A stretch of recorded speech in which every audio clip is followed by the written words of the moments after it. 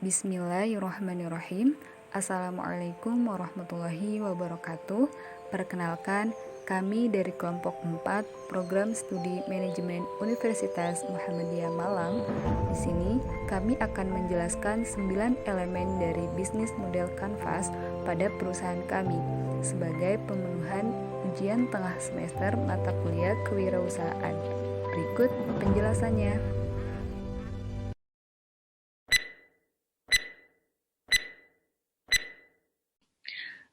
Assalamualaikum warahmatullahi wabarakatuh. Perkenalkan, nama saya Bunga Ratu Fortuna Dewi Santriani, NIM 033 dari kelompok 4. Di sini saya akan menjelaskan tentang value proposition, dan terlebih dahulu saya akan menjelaskan tentang latar belakang dari produk yang kami buat.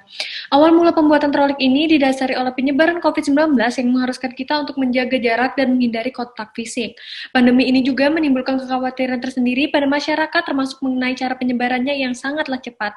Tidak sedikit masyarakat yang didiagnosis terjangkit virus COVID-19 melalui sentuhan kontak fisik maupun barang yang disentuh. WHO pun telah menghimbau untuk mengurangi kegiatan di luar rumah, mengurangi nyentuh barang yang memiliki potensi disentuh orang banyak, serta menghindari kerumunan.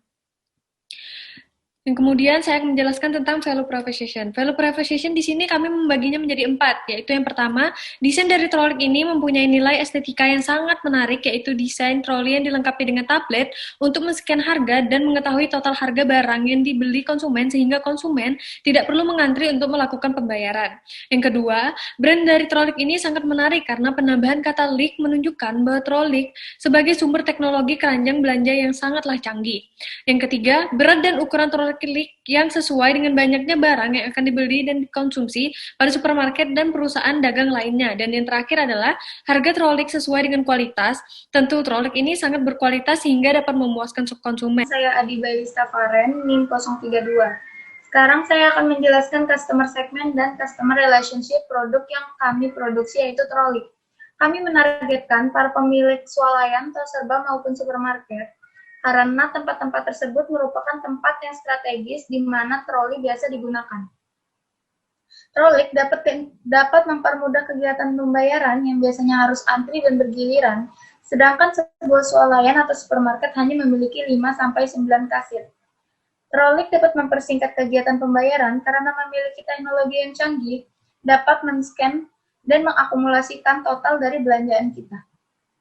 Trolik dapat digunakan di segala usia. Kami mendesain Trolik dengan model yang simpel dan mudah digunakan agar para konsumen atau pemakai dapat dengan mudah menggunakan Trolik.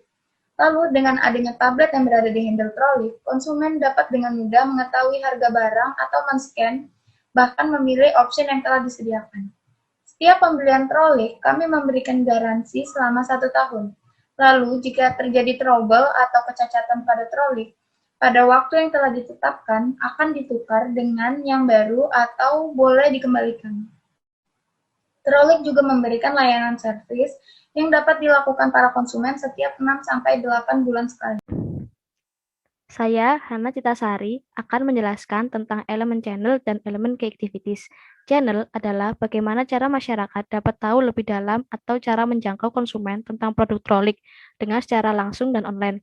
Sosialisasi Trolik menggunakan media sosial seperti Instagram, Twitter, Facebook, blog, dan influencer. Dengan begitu, masyarakat tahu tentang keunggulan Trolik dan manfaatnya.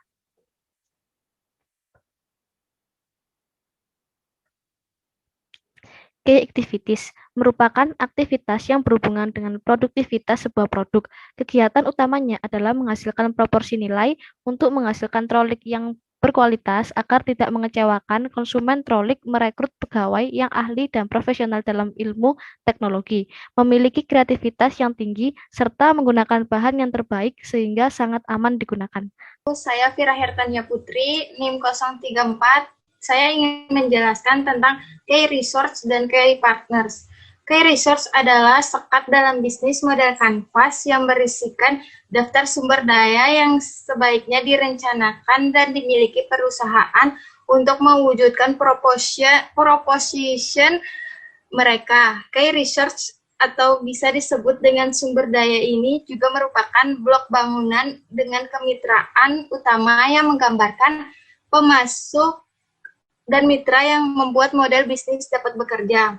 Lalu siapa sajakah mitra utama dari bisnis ini, sumber daya apakah yang menjadi bahan utama pada pembuatan produk yang ada pada perusahaan ini, yaitu human atau SDM sebagai karyawan, bahan trolik yang terdiri dari roda, ban, besi, stainless, tablet, karet, serta skrup, dan lain-lain. Gedung sebagai office serta pabrik. Key partners adalah partner kerja yang membantu dan mendukung perusahaan pada elemen ini. Bisnis kami membutuhkan supplier berupa besi dan stainless untuk bahan utama pembuatan troli, alat elektronik berupa tablet yang akan digunakan untuk alat pengantar. Baik, selanjutnya saya akan menjelaskan dua elemen terakhir, yaitu cost structure dan revenue stream. Cost structure merupakan skema finansial yang membiayai operasional suatu perusahaan. Menurut Slamet Sugiri dan Bogat Agus Riono, biaya operasional yaitu biaya-biaya yang dikeluarkan untuk menopang kegiatan usaha suatu perusahaan. Komponen biaya operasional perusahaan trolik terdiri dari biaya tetap, biaya variabel, dan biaya pemasaran. Biaya tetap merupakan biaya yang tidak akan berubah walaupun ada peningkatan penjualan dan produksi, seperti gaji karyawan, sewa gudang pembuatan trolik, biaya asuransi, dan pemeliharaan mesin industri pembuatan trolik. Kemudian biaya variabel. Biaya variabel merupakan biaya yang sifatnya lebih tergantung pada kegiatan produksi perusahaan. Biaya ini bisa mengalami peningkatan dan penurunan sesuai dengan kondisi produksi suatu perusahaan, seperti biaya bahan baku pembuatan trolik.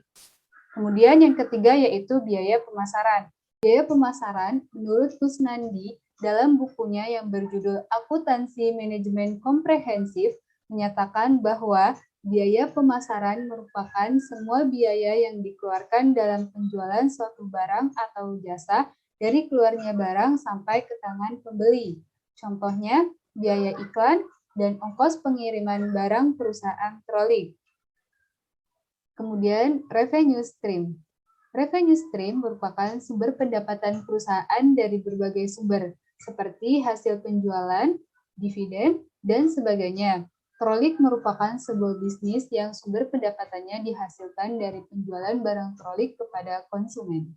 Berdasarkan penjelasan di atas, maka kami tarik kesimpulan bahwa bisnis model Canvas memiliki 9 elemen, yaitu value proposition, customer segment, customer relationship, channels, key activities, key research, key partners, cost structure, and revenue stream.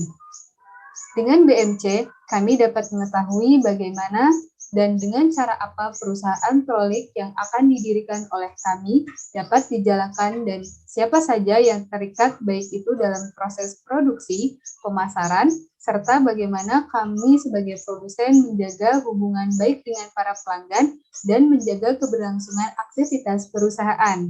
Selain itu juga, kami bisa mengetahui manfaat dari perusahaan kami dalam pembuatan trolik. Trolik merupakan suatu bisnis yang didirikan oleh kami berdasarkan penyebaran COVID-19 yang mengharuskan kita untuk menjaga jarak dan menghindari kontak fisik.